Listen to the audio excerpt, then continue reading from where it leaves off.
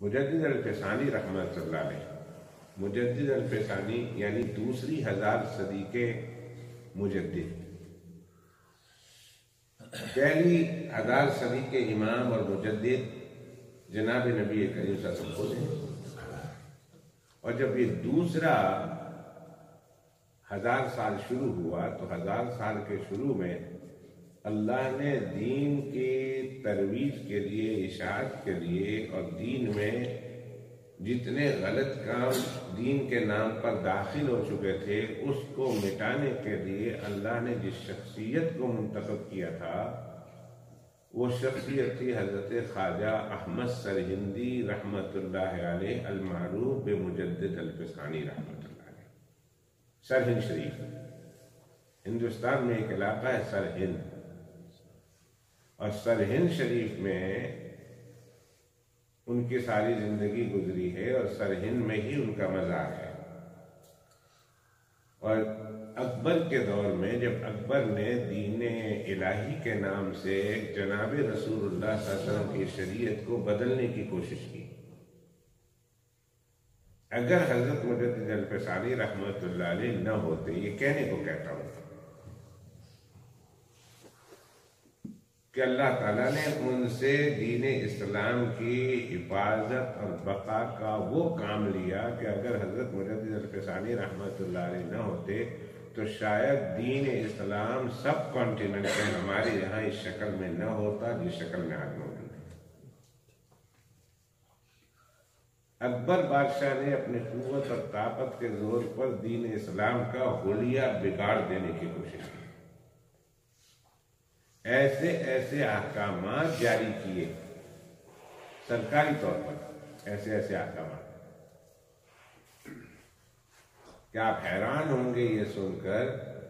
کہ دین اسلام کا حلیہ ہی بگاڑ دیا تھا، مس کر دیا تھا۔ گائے کا کاٹنا، گائے کا ذبح کرنا بالکل قابل جرم سمجھا جاتا تھا، گائے ذبح نہیں کرنا۔ ہندوؤں کے ساتھ شادی کرنا بالکل جائز تھا، اور اس طرح کے بے شمار احکام۔ اگر آپ دین اکبری کے نام سے کتاب چھپی ہوئی ہے، اگر اسے پڑھیں یا تاریخ پڑھیں تو آپ کو پتہ چلے گا کہ اکبر بادشاہ نے کس طرح دین کو بگاڑنے کی کوشش کی۔ حضرت مجدد الفسانی رحمۃ اللہ علیہ بادشاہ کے سامنے سیسا پلائی ہوئی دیوار بن کر کھڑے ہو گئے، اور اس کے لیے انہوں نے بہت تکلیفیں اٹھائی، بہت تکلیفیں۔ جیل میں بھی گئے، گوالیار کی جیل میں،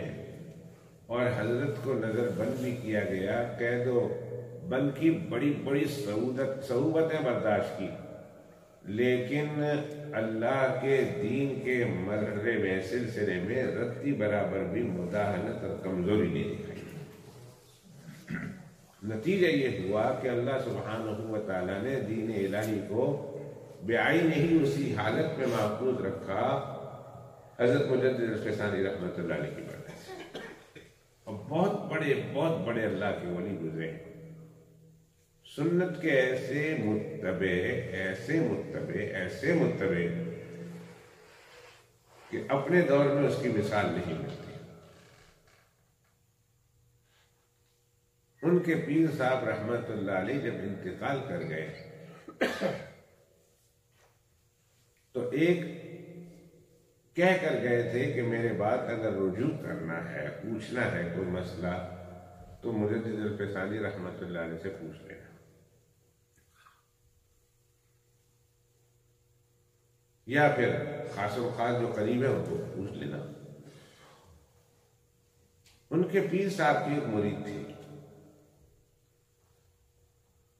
وہ حضرت کی خدمت میں آئے اور آ کر کہا کہ ہمیں پیر صاحب نے، میں بھی جس کا مرید ہوں آپ بھی اس کے مرید ہیں، ہمارے پیر صاحب ایک ہی ہیں، انتقال کے وقت آپ کی طرف مشکل معاملات میں رجوع کرنے کا حکم دیا تھا، تو میں پناہ مسئلے میں پریشان ہوں، آپ مجھے رہنمائی فرمائیں۔ اور انہوں نے تصوف کی ٹرمینالوجی استعمال کی بڑی بڑی۔ حضرت خواجہ احمد سرہندی رحمۃ اللہ علیہ نے ایک جملہ کہا کہ بھائی ہمارے پاس تو قرآن و سنت کی تعلیم ہے، اس کے علاوہ کچھ ہے ہی نہیں۔ ہم قرآن و سنت کے حوالے سے اس مسئلے میں آپ کو کوئی بات سنا دیتے ہیں، مزید کی توقع نہ رکھیں۔ تو جو آئے تھے نا وہ کہنے لگے اب تک قرآن و سنت میں آپ پھنسے ہوئے ہیں، ابھی تک ادھر ہی اٹکے ہوئے ہیں، ہم تو بہت آگے نکل گئے۔ تھوڑی دیر کے بعد اپنے مریدوں کے ساتھ آئے تھے تو انہوں نے ذکر شروع کیا تو وہ کیفیت ذکر کی تعریف ہوئی کہ خود بھی ذکر کر رہے ہیں، جھوم رہے ہیں، مرید بھی ذکر کرتے ہوئے جھوم رہے ہیں، بلکہ پوری سرہند کی سرزمین بھی ہل رہی ہے ان کے ذکر کے ساتھ۔ جو عوام الناس تھے، عوام الناس نے جب دیکھا کہ یہ تو کوئی بہت بڑا پیر ہے، ہمارے پیر ثابت ہے خواجہ احمد سرہندی رحمۃ اللہ علیہ مجدد الفسانی، کبھی انہوں نے ایسا ذکر نہیں کیا کہ پوری سرہند کی زمین ہلنے لگے، درختوں سے آواز آ رہی ہے، پتوں سے آواز آ رہی ہے، در و دیوار سے آواز آ رہی ہے اللہ کے ذکر کی۔ یہ تو کوئی بہت ہی بڑا پیر ہے جو صادق حضرت بھی ود کے ہیں،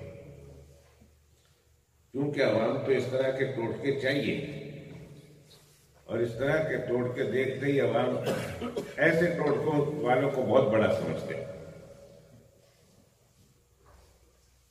حضرت خواجہ احمد سرہندی رحمۃ اللہ علیہ دیکھتے رہے، پھر تھوڑی دیر کے بعد فرمایا کہ بھائی مسواک میرا پڑا ہوا ہے،